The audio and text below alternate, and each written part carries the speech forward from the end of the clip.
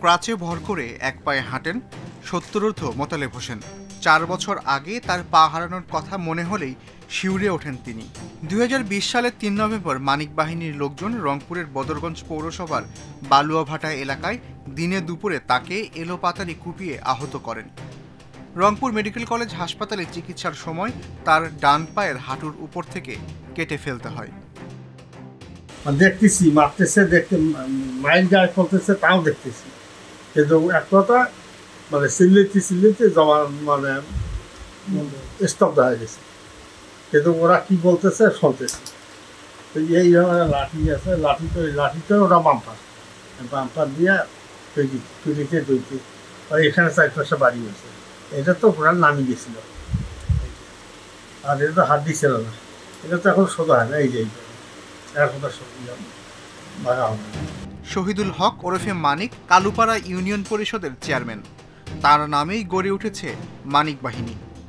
স্থানীয় বাসিন্দাদের অভিযোগ, 1 যুগেরও বেশি সময় ধরে মানিক বাহিনী হামলা, হত্যা, চাঁদাবাজি, দখলদারি সহ নানা অপরাধমূলক কর্মকাণ্ড চালিয়ে যাচ্ছেন।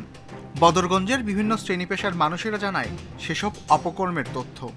5ই আগস্টের পরে যে যত প্রকার অপ্রীতিকর কারণের মূল নায়কটা হলো শহীদুল হক মানিক চেয়ারম্যান। আমাদের রাজনীতি করি না, অথচ রাজনীতি ফাঁসাইছে। আমরা তো রাজনীতি কিছু বুঝি না। তারপর এই জমি জমা নিয়ে মিথ্যা মামলা দিচ্ছে। তারপর যে ভুট্টা বাড়িতে আমরা কেউ যাই না, তারপর ভুট্টা ভাঙার একটা জিটি করছে। এখন ওরা মামলা করবে, অথচ জমি আমাদের কিন্তু জোর করে খাচ্ছে। মানিক বাহিনী এবার আলোচনায় আসে 5 এপ্রিলে একটি হত্যাকাণ্ডের মাধ্যমে। ওই দিন বদরগঞ্জে অতর্কিত হামলায় নিহত হন মধুপুর ইউনিয়ন বিএনপির সমাজ কল্যাণ সম্পাদক লাভলু মিয়া। তিনি জাতীয় পার্টির সাবেক সংসদ সদস্য মোহাম্মদ আলী সরকারের অনুসারী ছিলেন। একটি দোকানঘরের দখলকে কেন্দ্র করে হামলার ঘটনা ঘটে। শহীদুল হক ওরফে মানিক ও তার ছেলে তানভীর আহমেদ ওরফে তমালের নেতৃত্বে থাকা মানিক বাহিনী হামলা চালায় বলে অভিযোগ।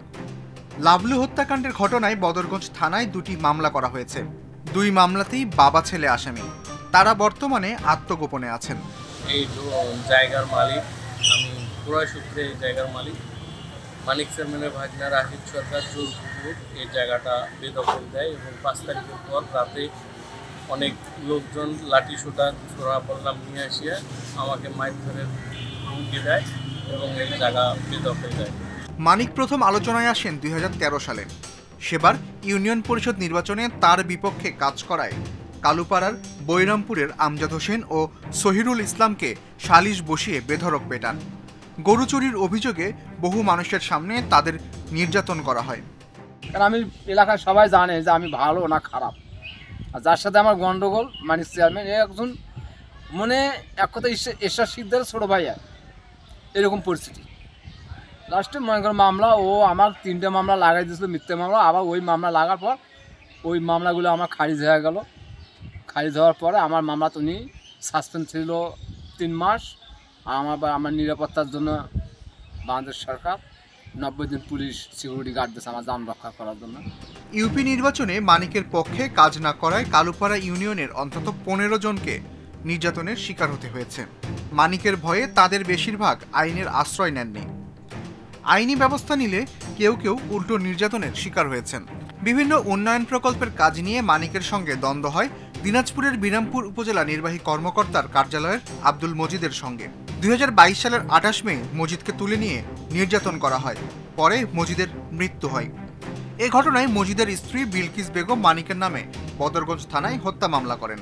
মানিক ওর ভাগ্নে রাশেদ ওর বেড়া তমাল এগুলো নিয়ে আসছে, পেছনত লোক তো মেলা মানুষ।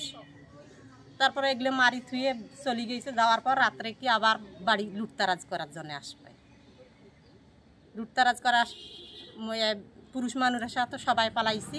অভিযোগগুলোর বিষয়ে কথা বলার জন্য মানিক ও তার ছেলে তমালকে পাওয়া যায়নি। লাভলু হত্যাকাণ্ডের পর থেকেই তারা পলাতক।